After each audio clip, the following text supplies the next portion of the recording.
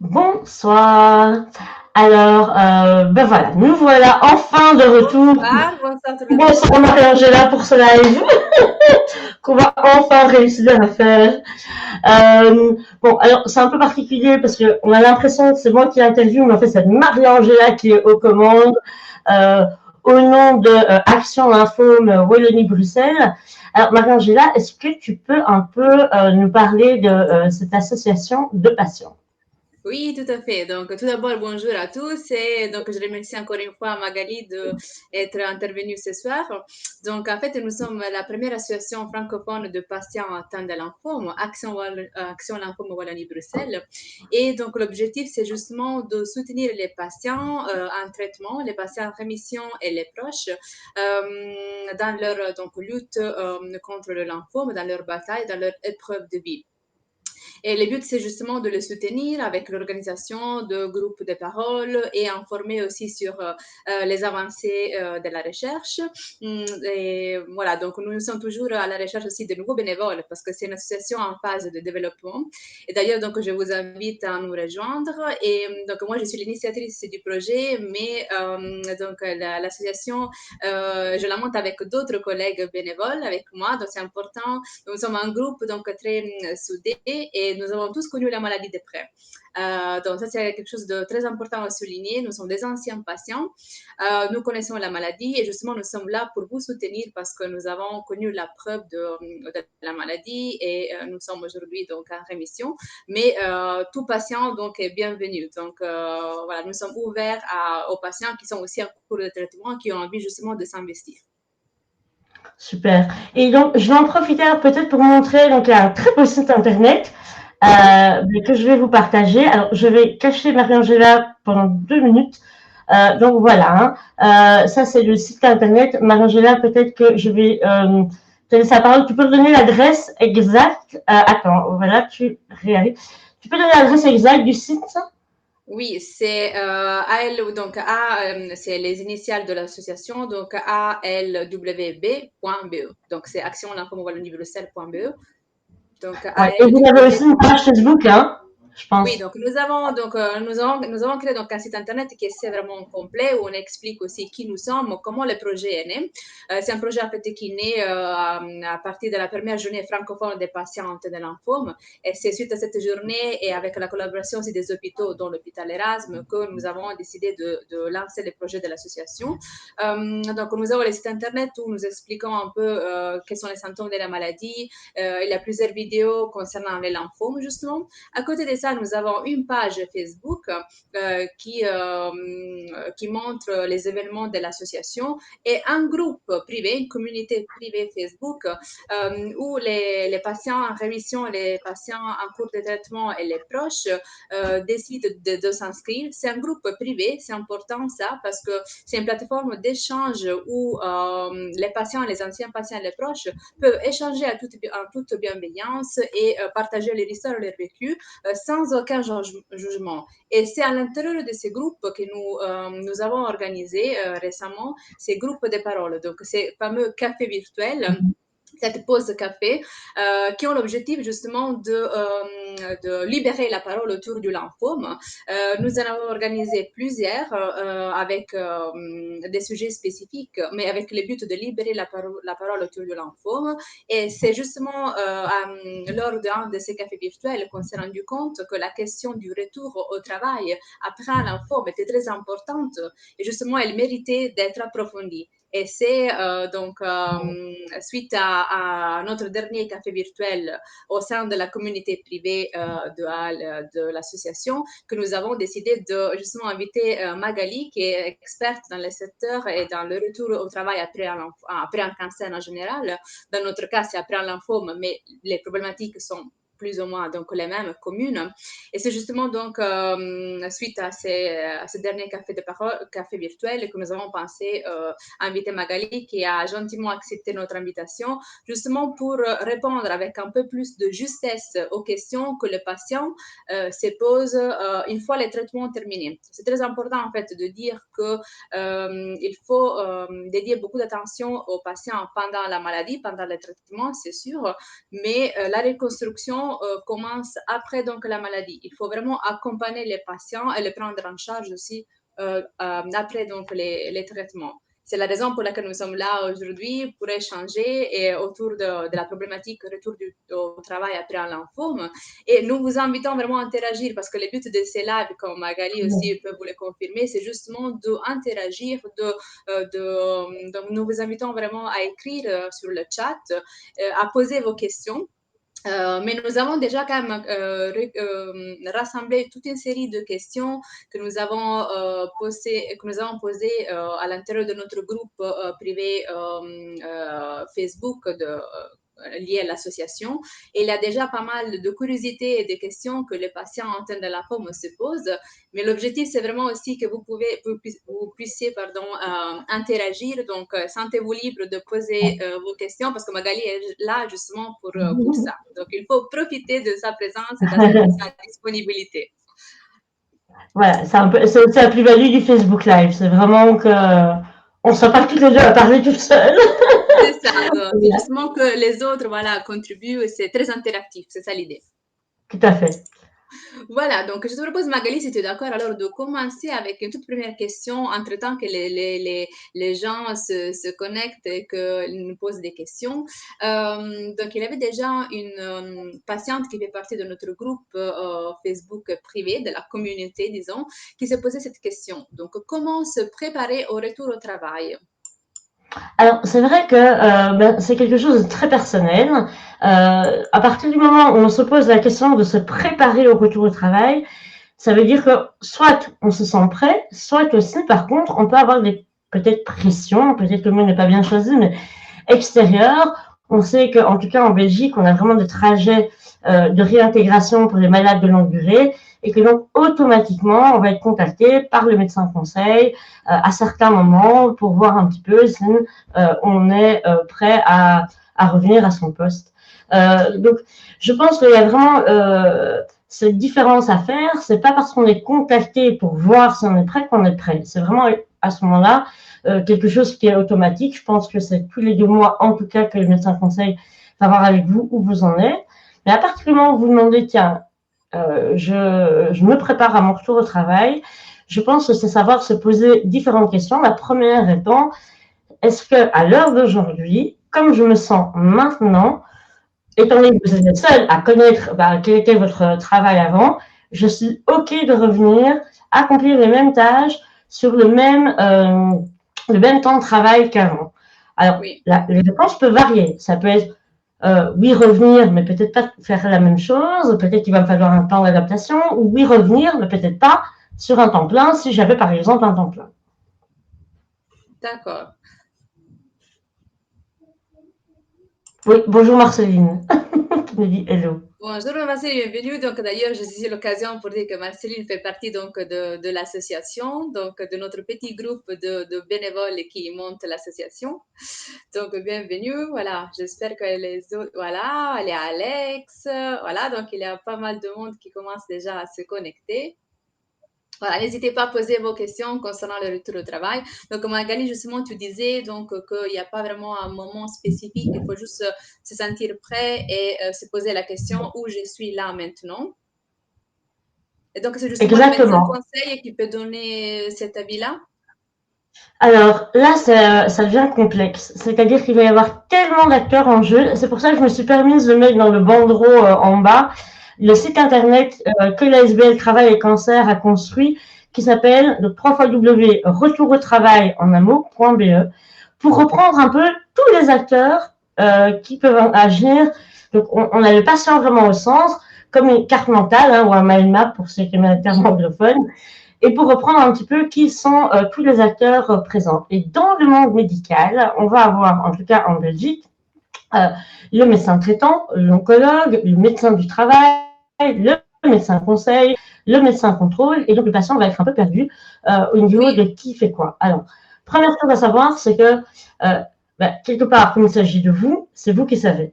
Donc, si vous vous sentez prêt pour avoir un retour au travail peut-être adapté, c'est toujours à vous de dire, ok, on peut entamer peut-être un trajet de réintégration et réfléchir à mon retour.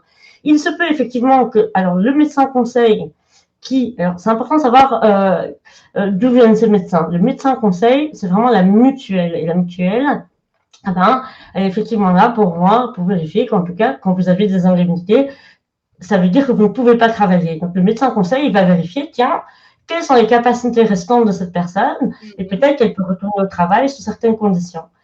Le médecin du travail, il ne représente pas votre employeur, contrairement à ce que plusieurs personnes peuvent penser. Oui, c'est Mais une c'est vrai crainte, que justement. Oui, c'est une crainte. Le oui, médecin tout à fait. du travail, l'on associe au travail et on a peur qu'il Ouais, il puisse pas défendre en fait nos intérêts. Donc, c'est bien de préciser tout à ça. fait. Donc, je te remercie. Oui, exactement. Que le médecin du travail, en effet, il est censé connaître l'employeur et les conditions de travail. Et lui, son rôle, c'est de faire en sorte que les travailleurs qui travaillent dans ces conditions-là, leur santé soit préservée.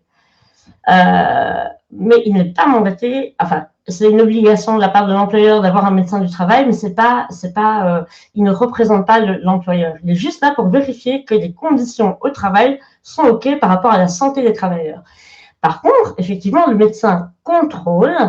Oui, Là vient au nom de l'employeur ton incapacité pour vérifier que effectivement cette personne n'est pas apte à travailler et qu'elle est bien chez elle si elle n'a pas de sortie autorisée, etc.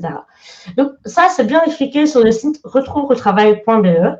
Mais je dirais qu'il faut garder à l'esprit qu'a priori, le médecin du travail et le médecin conseil ont intérêt à ce que vous rentriez au travail dans de bonnes conditions pour oui, éviter que justement, soit il y a un problème vis-à-vis de l'employeur parce qu'en fait, vous n'avez pas les conditions adéquates pour revenir, ou que la mutuelle vous fasse sortir du système des indemnités trop vite alors que vous n'étiez pas prêt. Maintenant, ceci étant dit, et là je parle vraiment de mon expérience, c'est pas du tout oui. une science infuse. C'est vrai que parfois il y en aura qui ne comprennent pas bien les tenants et aboutissants de l'après-cancer, en particulier la fatigue, les pertes Oui. de mémoire, et c'est pour ça que c'est important de pouvoir leur en parler. Oui, d'accord. Donc, en fait, il faut vraiment pouvoir bien exposer Oui. quels sont nos besoins, comment nous nous sentons à ce moment-là. Et donc, c'est bien. Donc, je te remercie que je vois passer le site internet retourotravail.be. Peut-être on peut en parler à la fin de ce live, et comme ça, Oui. tu pourras expliquer plus dans les détails quels sont les outils que tu proposes et les ressources pour aider les patients et les accompagner dans la recherche, dans le retour au travail après un lymphome. Donc, à propos donc des médecins, tu parlais du médecin du travail, du médecin conseil, mais et le médecin traitant, quel rôle a-t-il dans le retour au travail par contre? Alors, ça va dépendre un peu de la relation que vous avez avec votre médecin, mais le médecin traitant est une personne qui, justement, peut aussi initier un trajet de réintégration. C'est-à-dire que si vous lui dites, moi, je me sens prêt, il peut être la personne qui met ça en marche. Alors, le trajet de réintégration, c'est quelque chose d'assez complexe et d'assez, entre guillemets, oui, quand même récent dans la législation belge. Et même moi, comme ça, vous l'expliquer comme ça, je vous avoue, je ne pourrais pas parce qu'il y a diverses possibilités. Mais en gros, très très résumé, mais vraiment, je vous invite à aller voir plus en avant. C'est-à-dire que l'idée, c'est de dire, OK, on réfléchit au retour au travail. Quelles sont les capacités restantes, on appelle ça capacités restantes, de la personne? Est-ce que ça match avec son travail tel qu'il était auparavant? Alors, et si pas, est-ce qu'on peut, par exemple, réadapter, alors ça peut être l'environnement de travail.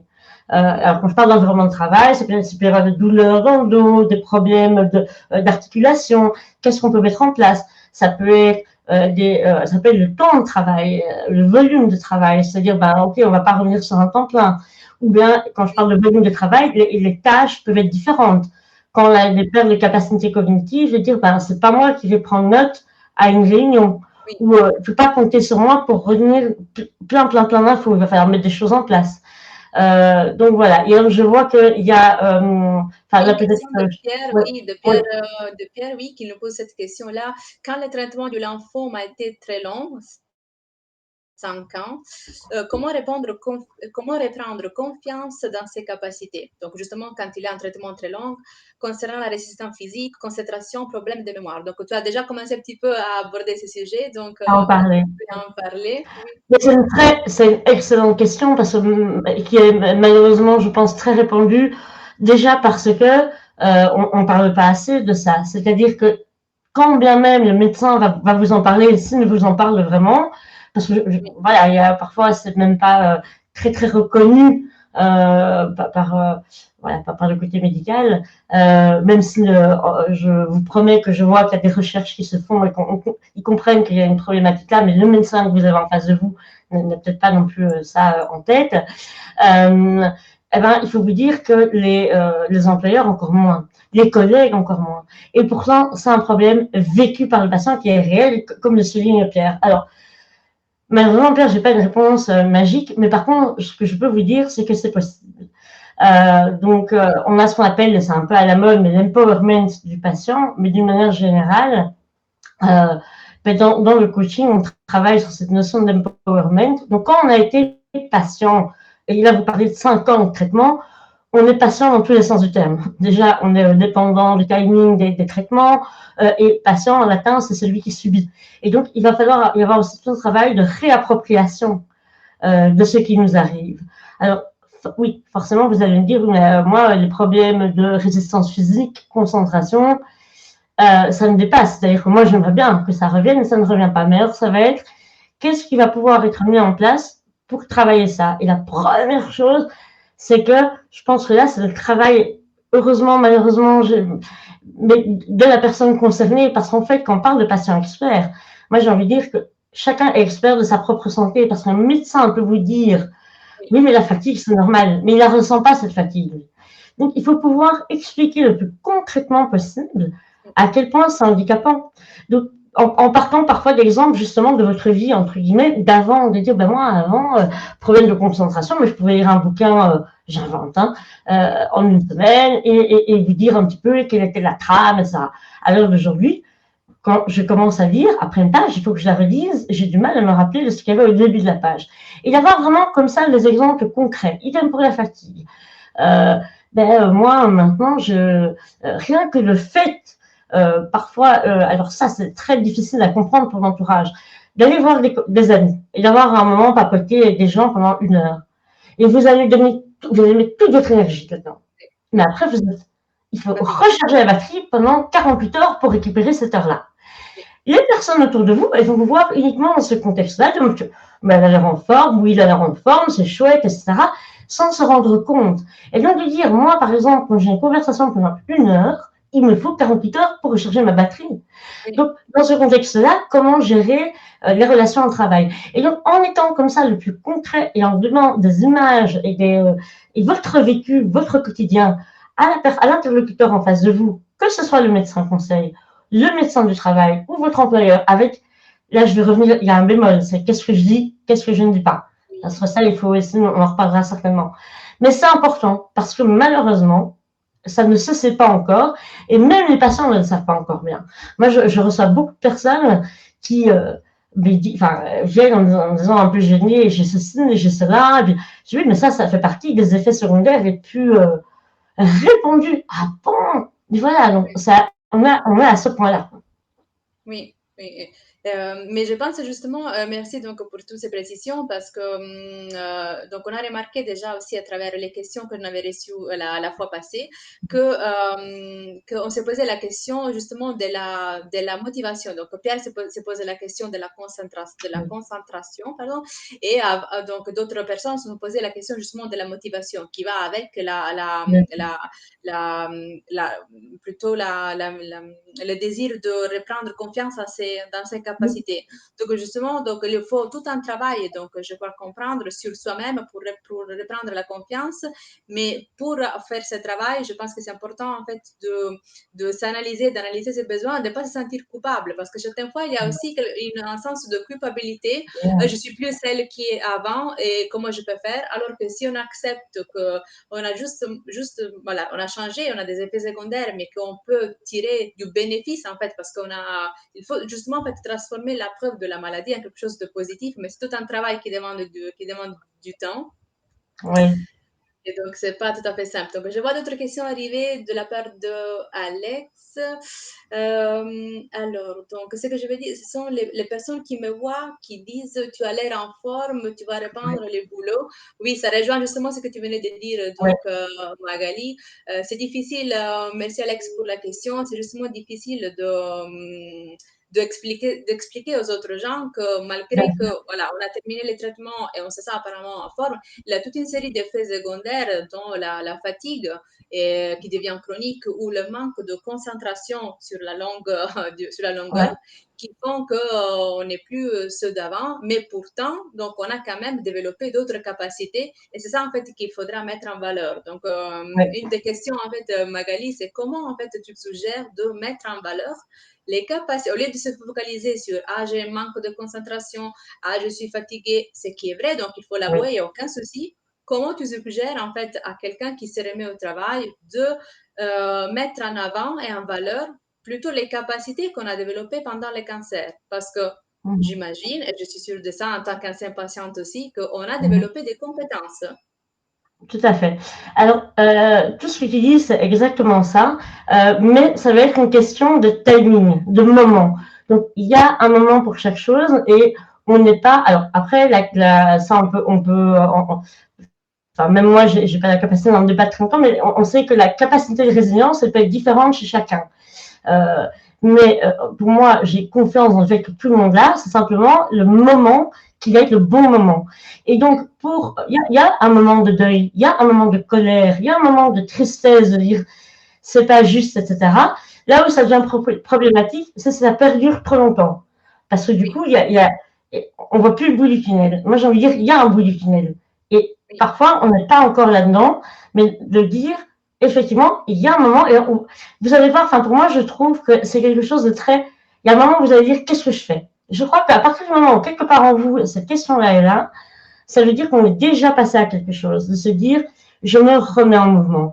Mais il faut aussi pouvoir, et ça, c'est pas facile, hein, parce que c'est un deuil, se dire, c'est pas parce que moi, mentalement, ça y est, je suis OK, je me remets en mouvement, que le pédale là, et que vous allez retracer comme avant. Et ça va mettre du temps. Et parfois, c'est un peu décourageant de se dire, ben moi, j'étais partant, et je rassure, c'est dingue, parce qu'en fait, la volonté des patients, elle est là. Elle est là, le retour au travail. À un moment, personne n'aime, en Belgique, on parle d'être actif ou inactif, c'est ultra binaire, et personne n'aime être enfermé dans ce côté inactif. Et d'ailleurs, je tiens à rassurer les personnes qui sont en convalescence, elles ne sont pas inactives, elles sont actives, elles travaillent à leur guérison. Ça, c'est une première chose. Et de deux, la reprise de l'activité, elle va se faire, moi je pense, dans la majorité des cas, graduellement, avec des je tente, ça ne marche pas, ok, on fait autrement, on revient moins de temps. Ah, je pensais faire cette tâche-là, mais en fait, non, c'est pas possible. Et c'est pour ça qu'à ce moment-là, la communication avec l'employeur, c'est un peu aussi la clé, enfin pas un peu, c'est la clé. Et c'est ce qu'à travers le travail de sensibilisation de travail et cancer ASBL, on essaye de montrer. Mais il y a des employeurs géniaux, moi je vous jure qu'il y en a. Ce matin, il y a un employeur qui m'a appelé en disant qu'est-ce qu'on peut mettre en place dans notre boîte pour montrer à nos collaborateurs atteints de cancer qu'on comprend bien que c'est un moment dans leur vie, mais qu'on est là pour eux. Quoi. Ah, c'est super, ça montre c'est déjà génial d'entendre ça. Mais c'est pas que des employeurs. Oui, Il y a un changement. Ça donne de l'espoir, ça. Voilà. Maintenant, je dirais qu'effectivement, voir qu'est-ce qu'on a développé, c'est très personnel. Et c'est pas mal non plus parfois de se faire accompagner. Parce que, genre, un des exercices, et que je peux inviter ici des personnes qui regardent à faire, c'est au lieu de voir, tiens, qu'est-ce que le cancer m'a enlevé ou m'empêche de faire, ce qui est vrai, hein, on ne va pas revenir là-dessus, c'est, tiens, qu'est-ce que j'ai appris? Des épreuves dans ma vie, ça c'est une salle, une grosse, mais j'en aurai d'autres. Donc, qu'est-ce que j'apprends de ça? Qu'est-ce que j'ai appris surtout sur moi? Et en fait, on voit bien le développement personnel est très à la mode et on voit bien les burn-out, enfin voilà, toutes les crises de sens au travail. Mais les personnes qui ont un cancer, quelque part, c'est un truc tellement dur qu'on met face à notre propre mortalité. Qu'est-ce que j'ai appris de moi? Et comment je résiste, enfin comment je traverse une période aussi traumatisante.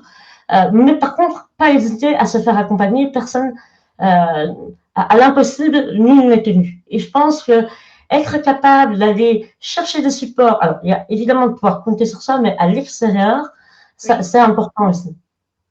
Donc, au niveau des supports, en fait, donc, j'imagine qu'il y a non seulement les psychologues, mais il y a aussi donc, les coachs qui aident au retour au travail. Donc, une petite précision peut-être entre le coach et les psychologues, parce que peut-être Oui, on peut se sentir un peu perdu et on ne sait pas qui s'adresser pour avoir cette motivation de reprendre. Et d'ailleurs, en fait, je souhaiterais aussi dire que quand on a envie de recommencer, on pourrait donc justement faire graduellement, mais peut-être avec aussi du volontariat ou des cours en ligne, des formations. Il y a toujours moyen de recommencer à être actif, même si je n'aime pas non plus cette définition, parce que ça crée vraiment une distinction très nette entre les gens qui travaillent et les autres pas. Donc, au contraire, on est quand même de quelque façon active.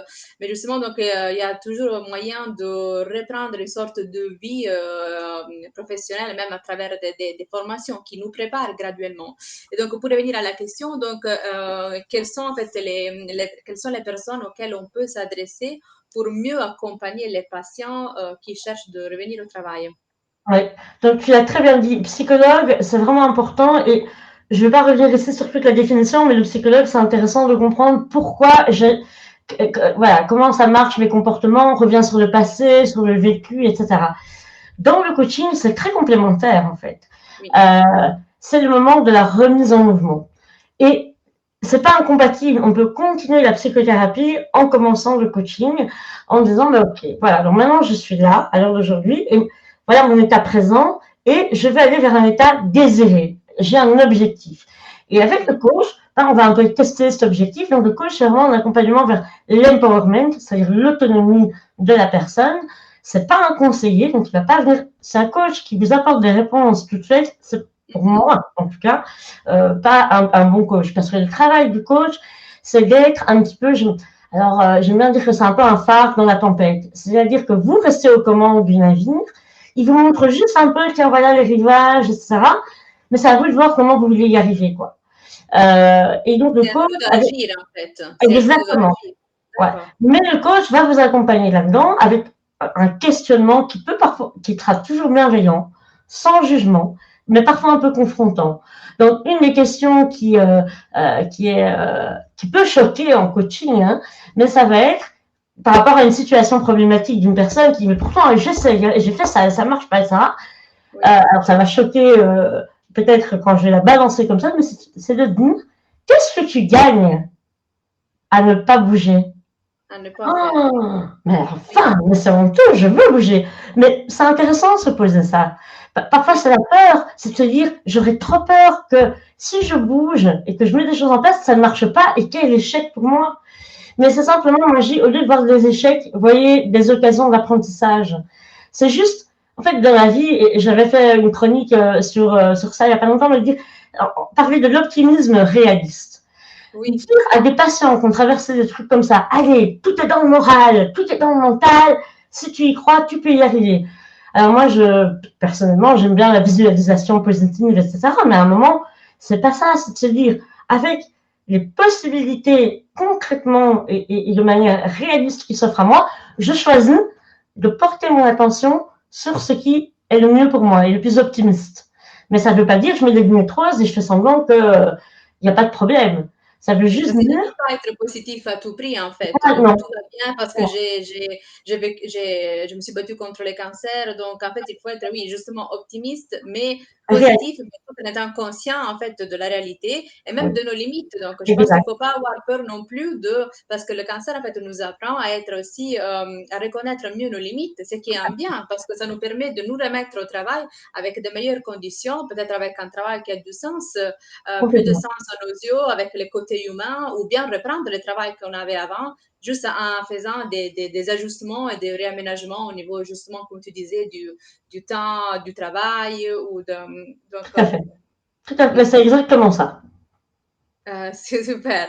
Et donc une autre petite question, en fait, en attendant que peut-être donc d'autres patients interagissent sur le chat, on s'était posé la question du retour au travail quand on postule pour un nouvel emploi. Donc, parce que la plupart des cas, en fait, on parle toujours de réaménager les postes qu'on avait avant, de réduire le temps plein à un temps partiel. Mais quand en fait on décide de postuler pour un autre emploi, parce que pour X, Y raison, on a perdu l'emploi qu'on avait avant, et donc on a envie juste de postuler pour un emploi qui est tout à fait nouveau, comment en fait on peut aborder un entretien d'embauche? Est-ce on parle de sa maladie à l'employeur ou au nouvel employeur, potentiel employeur ou pas? Je comprends que c'est un choix personnel, mais si on décide d'aborder ce sujet, comment on doit les traiter? Est-ce que ça risque d'être un peu quelque chose qui va aller contre les patients parce qu'on montre une faiblesse qu'on a? Est-ce que ça peut faire peur à l'employeur? Donc, comment en fait traiter ces sujets délicats si on a envie en fait de l'aborder lors d'un entretien? Qu'est-ce que tu suggères, Oui, Magali? alors, tu viens de dire la clé déjà, est-ce que j'ai envie de l'aborder à un entretien? Et je pense aussi, mais sans donner une réponse toute faite, posez-vous la question, et si un employeur me refuse parce qu'il sait que j'ai eu un cancer, est-ce que j'ai envie de travailler avec une personne comme ça? Ça peut aussi être une manière de voir les choses. Maintenant, c'est vrai que ça va voir un petit peu, peut-être de ne pas l'amener comme ça de manière très brute sur la table, le premier entretien avant de présenter ce que vous savez faire, mais peut-être que s'il y a une question, tiens, là, je vois que, tiens, pendant 2 ans, ah ben oui, pendant 2 ans, mais non, alors ça ne se voit pas comme ça, mais j'ai travaillé à ma santé parce que j'ai eu un Ah coup très oui, dur de la vie et donc j'ai dû apprendre à faire face à des situations improbables, stressantes, compliquées, à en fait ce qui fait la vie et à pouvoir réagir de manière flexible face à ce que la vie m'amenait. Ça peut être une manière d'en parler. ah Euh, oui. Comme ça, on bah, met en valeur en fait les compétences qu'on a développées de cette voilà, façon. comme tu disais tout à l'heure, on a développé des compétences entre guillemets invisibles, mais on peut carrément se dire, alors c'est très radical, mais j'en fais une ligne sur mon CV. Voilà, pourquoi Oui, pas? Pourquoi pas? On est vraiment toujours enfermé dans des choses, on n'a pas l'habitude de faire comme ça. Et moi, je dis toujours, mais pourquoi pas en fait? Il ne faut pas se limiter. Je ne dis pas non plus que ça sera une bonne idée pour tous les employeurs. Mais alors, de nouveau, je répète ce que j'ai dit tout à l'heure. Est-ce que c'est un bon employeur pour moi? Maintenant aussi, il faut pouvoir respecter. Il y a certainement des patients qui n'ont pas envie d'en parler. Et c'est très bien aussi, c'est OK, oui. évidemment.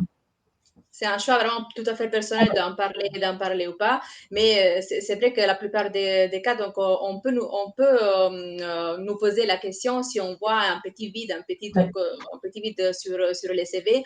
Mais je vous invite vraiment je pense, à retenir la réponse que Magali a donnée. J'ai travaillé sur ma santé. Ça, je pense que ça va vraiment surprendre l'employeur parce que c'est tout un travail en fait qu'on fait et c'est pas donné, c'est pas évident. Et justement, on a développé des compétences. Donc, je vois une autre petite question qui arrive avant de clôturer peut-être dans quelques minutes. Alors, je vois toujours Pierre. Donc, concrètement, quelles sont les nouvelles compétences acquises pendant et grâce à la maladie? Des exemples valorisables en entreprise? Oui, alors c'est une super question, Pierre. C'est vraiment quelque chose que moi je travaille énormément avec les personnes qui viennent me voir en coaching. Et en fait, ce qui est, alors je peux vous donner ce qui ressort des études, de ce que je vois, mais là je vous balance l'info, mais c'est intéressant de faire l'exercice pour ça. En général, c'est l'empathie, la gestion du stress, la gestion des priorités, et puis la manière aussi de mieux se connaître. Hein, on a parlé de mieux connaître ses limites. Alors, ça paraît pas super valorisable, je connais bien mes limites, mais en fait, oui, parce que quand vous allez aller quelque part, vous allez y aller à fond en sachant quel est votre terrain d'action et comment vous fonctionnez. Et finalement, il vaut mieux ça que quelqu'un qui va dire oui à tout pour pas louper une promotion ou quoi, et puis qui va se prendre des murs, ou vice-versa, quelqu'un qui va vouloir en faire trop et qui va finir en burn-out. Les burn-out, j'ai récemment fait une formation sur le coaching du burn-out, c'est vraiment ça, c'est des gens qui ne mettent pas leurs limites. Et Dieu sait qu'il y en a beaucoup et que les entreprises ne savent pas comment les gérer et dire, bah, a priori, moi, je ne serais pas un candidat au burn-out, quoi. Maintenant, voilà, il y a plusieurs exercices. Bon, pas envie de faire de la pub, mais dans mon livre, je vous le dis après mon cancer. Mais sinon, de manière gratuite, peut-être que vous pouvez aussi réécouter les chroniques radio que je fais à la RTBF parce que je donne des exemples là-dessus. Mais il y en a vraiment. Donc, comme j'ai dit, empathie, la manière de gérer le stress. Attention, pas résistance au stress, parce que ça, c'est vraiment quelque chose des nouveaux candidats au burn-out. Moi, j'arrive à... Non, mais je sais gérer, je sais voir quand ça ne va plus. Je sais lire les petits signaux d'alarme. Je me connais. Et de nouveau, je connais mes limites. Donc, être assertive, en fait, apprendre à être assertive. Oui, voilà. Super, oui. Donc, pas dire non tout le temps parce que ça risque après Non, c'est pas ça. Mais c'est, en fait, vraiment valoriser, je me connais mieux. Et je sais de quoi je suis capable et je sais qu'est-ce qui va être plutôt quelque chose dans lequel. Ah, ben non, où je dis stop, quoi. Voilà, c'est ça. Là où je mets des limites. Super, donc je pense que voilà, tu as vraiment très bien répondu à la question de Pierre. Je vois Alex qui ajoute donc une autre petite question. Donc, faut-il justement expliquer aux collègues les raisons de ton absence au travail? Par exemple, dans une grosse société, tout le monde ne connaît pas exactement la maladie dont on est atteint. Oui, c'est une très bonne question, Alex. Ça, c'est une question qui concerne justement l'entourage, l'équipe qu'on a au travail. Et c'est important aussi quand on revient au travail de savoir Oui. comment interagir avec ses collègues. Alors là, moi, je dis, il y a surtout trois questions à se poser. De quoi j'ai envie de parler? À qui je vais en parler et comment je vais en parler. Et Pierre, merci pour votre remerciement. Je vais juste rajouter une chose avant d'oublier. Il y a une autre chose que les patients ont développé et qui, en plus, maintenant en période de Covid, est de nouveau un mot un peu à la mode, mais sincèrement là, mettez-le en grand sur votre CV, la résilience, la capacité à traverser un choc traumatique et à rebondir et dire à votre employeur, est-ce que vous savez quel va être votre chiffre d'affaires vraiment dans un an, dans 2 ans? Avec l'histoire du Covid, là, vous avez prévu ça? Eh ben moi, je suis quelqu'un, face à l'imprévu, je rebondis. Je m'adapte. Peut-être pas direct, mais j'ai appris à faire ça. Donc ça, vraiment, mettez-le en énorme. Alors, sinon, pour revenir à la question des collègues, donc voilà, comme je disais, de quoi je parle, à qui j'en parle et comment j'en parle. On pourrait en parler pendant des heures de ça, mais c'est vraiment, ça, je dirais que c'est le timing par lequel passer et qu'effectivement, on n'a pas toujours envie de dire la même chose déjà des collègues dont vous êtes plus proches, peut-être d'autres moins. Voilà. Et les collègues, il faut le savoir aussi, il se peut qu'ils aient dû prendre une charge de travail supplémentaire pendant votre absence, ou que même avec votre retour aménagé, il y a une charge supplémentaire, et de se dire, est-ce que ce ne serait pas intéressant que ces personnes comprennent que j'ai une fatigue ou des capacités cognitives impactées qui fait que, parce que de nouveau, eux peuvent croire, enfin, c'est bon, il ou elle est de retour, et puis moi, je ne Elle s'est reposée, voilà. Je comprends que tu, voilà, sache que la raison pour laquelle, voilà, et je te remercie, et montrer la reconnaissance, on est humain, quoi. Et de dire, ben, vraiment merci, c'est important pour moi de me sentir soutenue. C'était pas mon choix, ce qui m'est arrivé, mais ça m'impacte vraiment et j'ai envie que le travail se fasse. Mais ça aussi, il y a aussi un rôle du manager pour gérer la bonne communication et pour vérifier qu'il n'y ait effectivement pas des problèmes parce que le partage des tâches peut être trop lourd parfois pour les collègues. C'est quelque chose qu'on peut entendre aussi. Oui, donc tout à fait. Donc à la base, c'est un rôle un peu de manager de pouvoir reaccueillir la personne qui était absente et de pouvoir préparer aussi les autres collègues. Mais justement, après, c'est à chaque personne de décider comment en parler de façon plus détaillée ou pas, juste pour récapituler un petit peu. Et surtout la reconnaissance, être reconnaissant avec quelqu'un qui nous a remplacés en expliquant de façon très honnête, peut-être pas sans entrer dans les détails en fonction du niveau de projeté qu'on a, d'expliquer qu'à ce moment-là, on a des difficultés et comment on peut aménager ensemble. Donc, surtout, en fait, l'échange et le partage, je pense que c'est à la base. Donc, si on n'a pas d'autres questions pour le moment, donc moi, je proposerais donc de doucement donc clôturer ce bel échange, cette conversation. Et donc, pour clôturer, donc, je proposerais, en fait, Magali, si tu veux bien parler donc des outils que tu as créés qui se rassemblent dans ton site retourautravail.be.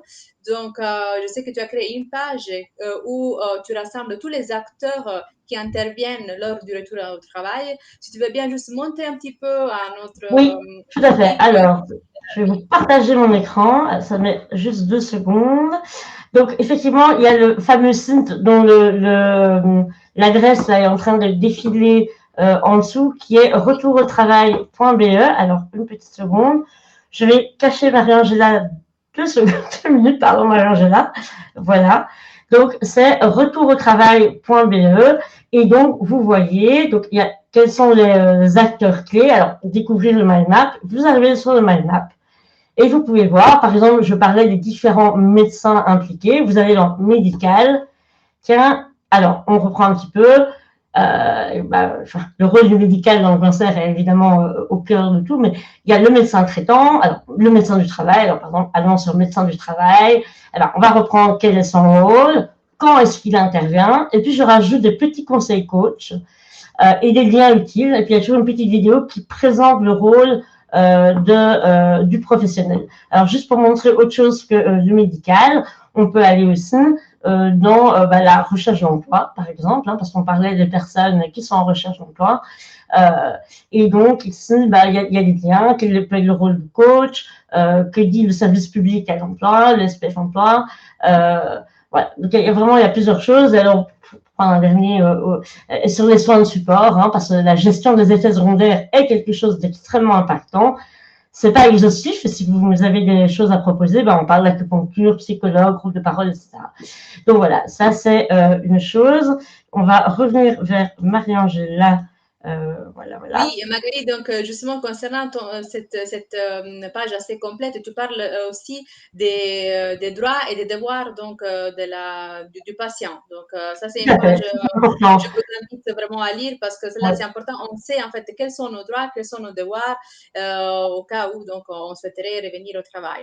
Donc voilà, cette page en fait de Magali regroupe un peu voilà tous les acteurs qui interviennent quand on revient au travail et elle donne vraiment toutes les informations pour mieux se sentir accompagné.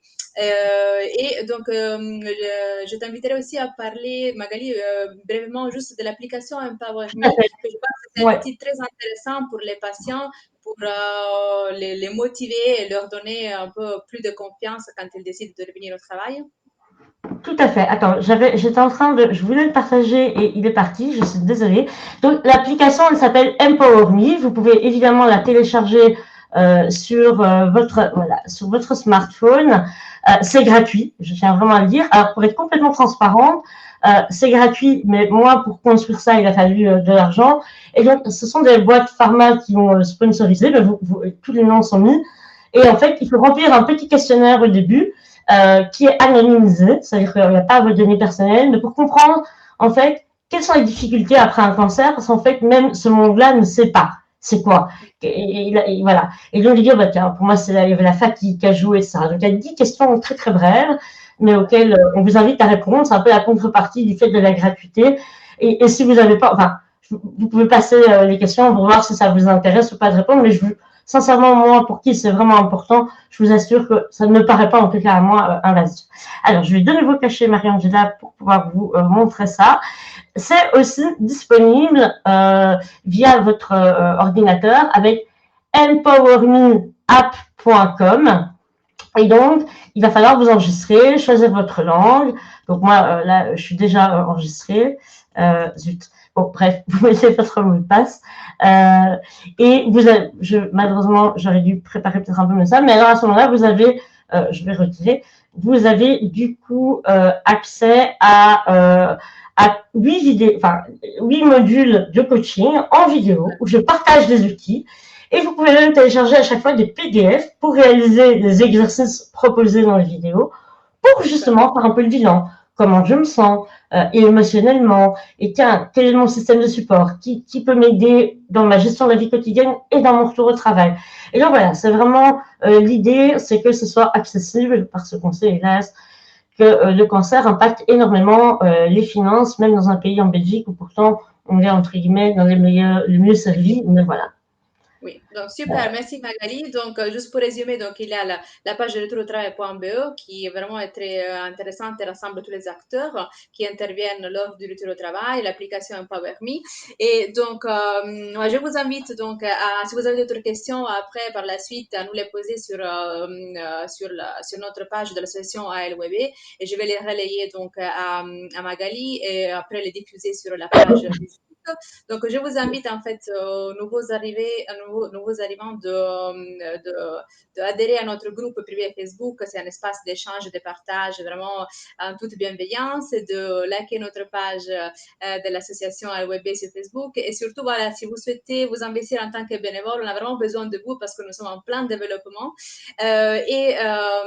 Donc, nous organisons régulièrement des cafés virtuels comme celui-ci. Donc, si vous avez aussi des sujets à nous suggérer, donc nous sommes tout à fait ouverts à les aborder. Le but, c'est de libérer la parole autour du lymphome. Et je saisis cette occasion encore une fois pour remercier Magali de cette intervention. Donc, enfin, on a réussi à gérer, à gérer donc, cela de manière bien, voilà, ces lives après les soucis techniques de la fois passée. Donc, je proposerai voilà, de clôturer cette séance. Encore une fois, merci à Magali et merci donc à tout le monde qui s'est connecté et qui a interagi avec nous. Et donc, voilà, n'hésitez pas à contacter ALWB pour toutes les informations et le soutien pour les patients atteints d'un lymphome et retour au travail pour toutes les questions concernant le retour au travail après un cancer. Et donc, nous sommes là pour partager, échanger. Et le but, c'est vraiment de co-construire ensemble et d'aider ensemble les patients. Merci beaucoup. Voilà, un tout grand merci. Je terminerai juste pour pas laisser Pierre. Oui, en France, il y a entreprise et cancer et cancer at work. Alors voilà, il faut aller voir un petit peu sur leur site. Donc entreprise et cancer at work. Voilà, ça peut être intéressant d'aller voir ce que eux proposent. Voilà, un tout grand merci Marie-Angela. Merci à tout le monde et voilà, l'idée c'est vraiment que ça serve un maximum, donc n'hésitez pas à partager. Et bah, on pourra en refaire un éventuellement s'il y a des demandes. Plaisir. Voilà. Et justement, le replay sera disponible demain, c'est ça? Tout à fait. En fait, directement, il est en ligne sur les différentes pages Facebook et puis on le repostera. Voilà. Un tout grand merci. Merci Et à bonne toi, soirée. merci à vous, merci à vous tout le monde. Bonne soirée, au revoir. Au revoir.